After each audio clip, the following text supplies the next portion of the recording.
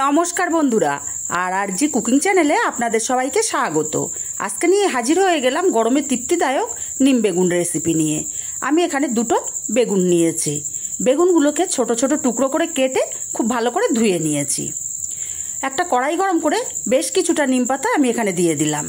নিম পাতাগুলোকে ভেজে নেব। আর নিম পাতাগুলো আমি খুব ভালো করে ধুয়ে এক্সট্রা জলটা শুকনো কাপড় দিয়ে মুছিয়ে নিয়েছি।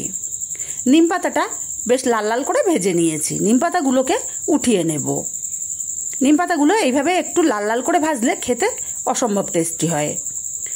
নিম পাতাগুলোকে উঠিয়ে নিয়ে এই কড়াইতে আমি দিয়ে দেবো 1 চামচ পরিমাণে তেল। তেলটাকে গরম করে কেটে রাখা বেগুনগুলোকে দিয়ে দিলাম।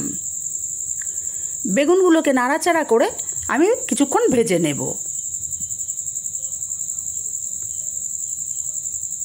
বেগুনগুলো আমি 2 মিনিট সময় নিয়ে ভেজে নিয়েছি। বেগুনগুলোর কালারও চেঞ্জ হয়ে গেছে আর বেগুনগুলো অনেকটা নরম হয়ে গেছে।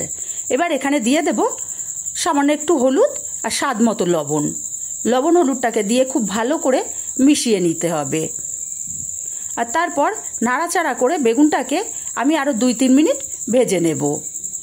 দেখুন বেগুনগুলো আগের চেয়ে কিন্তু অনেকটা ভাজা ভাজা হয়ে গেছে। আমি মিনিট 3 সময় নিয়ে বেগুনগুলোকে ভেজে নিয়েছিলাম। এখন যে নিম পাতাগুলো ভেজে রেখেছিলাম সেগুলো আমি হাত দিয়ে গুঁড়ো করে নিয়েছি। আর সেগুলোকেই আমি এখন এখানে দিয়ে দেব। নিম পাতাটা দিয়ে খুব ভালো করে মিশিয়ে নিতে হবে। আর 2 মিনিট নাড়াচাড়া করে রান্না করে নিলেই রেডি হয়ে যাবে আমার গরমে তৃপ্তিদায়ক নিম বেগুন রেসিপি। রেসিপিটা কেমন লাগলো কমেন্ট করে জানাতে ভুলবেন না।